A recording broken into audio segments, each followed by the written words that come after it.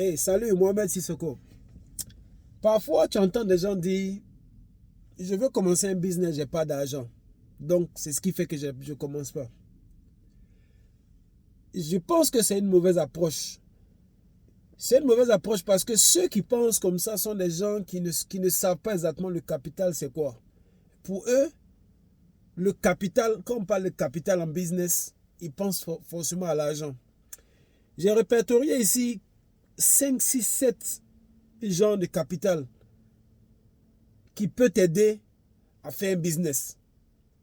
Parce que ces différents genres de capitaux-là peuvent t'amener à commencer ton business. Ok. Le premier capital que nous tous on connaît, c'est le capital financier, cash, argent.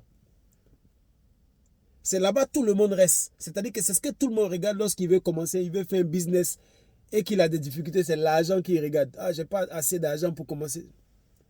Mais je vais t'introduire d'autres genres de capital pour que tu réfléchisses là-dessus. Il y a le capital humain. Le capital d'abord intellectuel. Le capital intellectuel doit te faire penser à des choses comme ton expertise, ta connaissance. Tu vois, ce que tu sais faire. Tu vois, non? Ça, c'est un capital. Donc, c'est-à-dire que même si tu n'as pas le cash pour commencer un business, mais ton expertise, tes connaissances, des choses que tu connais, que tu sais faire, peut se transformer en cash, n'est-ce pas? Peut t'amener vers le cash. Le capital social, c'est-à-dire c'est ton réseau, les gens que tu connais, les gens avec qui tu tournes. Donc si tu n'as pas d'argent et que tu tournes avec des gens qui sont à un certain niveau, tu peux t'appuyer sur ça aussi par rapport à commencer ton business, ton réseau. Il y a ton capital spirituel, tes croyances, ta religion, tes valeurs. Ça, c'est un capital sur lequel tu peux te baser aussi, sur lequel tu peux t'appuyer par rapport à te mettre en route pour ton business. Comment tu peux utiliser ce capital spirituel-là? Quelle force tu peux tirer dans ça? Parce qu'à travers ton capital spirituel, tu vas trouver que, en réalité, il n'y a aucune difficulté qui est devant toi parce que tout peut être dans ta main. Ça dépend de ce que tu crois, ça dépend de ta croyance. Ok? Ton mindset, tout ça. Il y a le capital humain. Ok? C'est-à-dire la valeur que tu as en termes de discipline, en termes de capacité de résilience, en termes de... Tu vois, ce qui fait de toi une personne même. Le capital humain. Il y a aussi un autre capital qui est très important aussi. C'est le capital de l'éthique. C'est-à-dire ta réputation. C'est-à-dire ton niveau d'exécution. C'est-à-dire ton niveau d'exécution ou ton niveau d'engagement dans les choses que tu fais.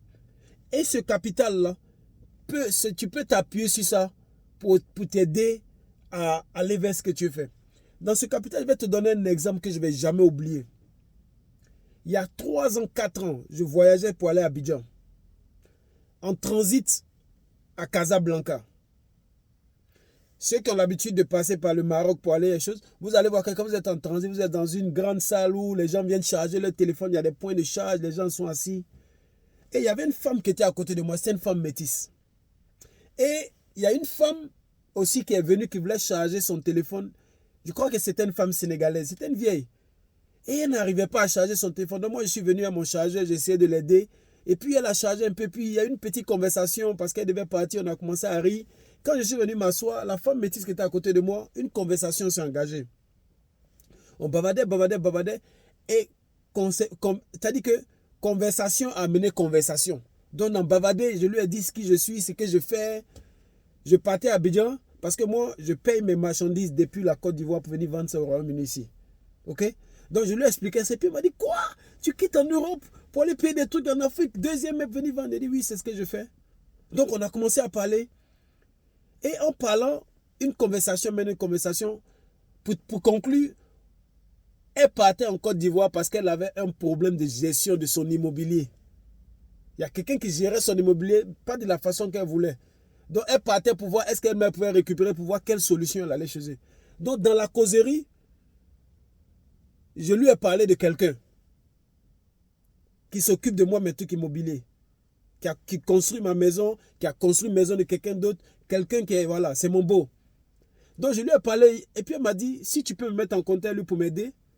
Je lui ai dit, ok, pas de problème, bien sûr, il va à Abidjan, j'ai créé le contact. Aujourd'hui, je parle, il a pu exécuter les travaux de réfection de cette femme dans cette maison. La femme en question, sa villa est située à la rue Ambassade, Cocody. Donc ceux qui connaissent cette zone savent quel genre de loyer on parle de là-bas. Ce gars, je lui ai recommandé la femme sans avoir peur. Parce que je savais qu'il a la réputation de quelqu'un. Il a une culture d'exécution de travail, une culture, une éthique qui fait que je n'avais même pas peur de dire, écoute, lui, il a pu faire le travail pour toi. Et il a exécuté le travail de la femme. Aujourd'hui, il est en train de gérer ce bien-là pour la femme. Elle est en Suisse. Lui, il est en Côte d'Ivoire. Les gars travaillent ensemble. Et puis, chose. Mais pourquoi je l'ai recommandé sans avoir peur? Parce qu'il m'a démontré à travers sa culture, son honnêteté, son efficacité, son éthique, qu'on peut lui faire confiance. Donc vous pensez que quelqu'un comme ça, si lui il a besoin de cash pour commencer son business, vous pensez qu'il aura des difficultés avec cette éthique qu'il a, ce capital de confiance que les gens peuvent mettre en lui? Donc il y a ce truc là, c'est très important. Et puis il y a le capital du temps, la gestion de ton temps, l'intelligence que tu as à capitaliser sur ton temps pour pouvoir choisir. Donc tous ces capitaux que je te donne là, ce sont des capitaux que tu peux utiliser pour essayer de transformer ça dans la direction que tu veux pour pouvoir aller vers la réalisation de ton business. Donc j'aimerais que tu réfléchisses bien là-dessus. Donc la prochaine fois que tu vas dire, je ne commence pas mon business parce que je n'ai pas d'argent, pose-toi bien la question, est-ce que c'est seulement le cash que tu as besoin pour commencer l'argent? Il y a d'autres capitaux qui sont là que tu peux utiliser ou sur lesquels tu peux t'appuyer pour pouvoir créer cet argent que tu cherches là, pour aller vers faire des choses. Ou bien tu peux utiliser ces différents capitaux-là pour t'aider à commencer ton truc. Tu veux commencer un certain genre de business, mais tu n'as pas d'argent pour payer des marchandises. Mais tu as le capital de l'éthique qui est tellement élevé, où des gens te font confiance. Ces gens-là peuvent te donner de la marchandise pour aller vendre. Et puis, c'est de là où tu vas commencer à avoir tes premiers cash et puis commencer encore à continuer tes trucs. Donc réfléchis bien là-dessus la prochaine fois que tu vas dire que tu n'as pas d'argent. Pose-toi la question sur les autres capitaux là. Où tu en es sur ces différents points là. Bon, Mohamed Sissoko, jusqu'à la prochaine vidéo. On est ensemble.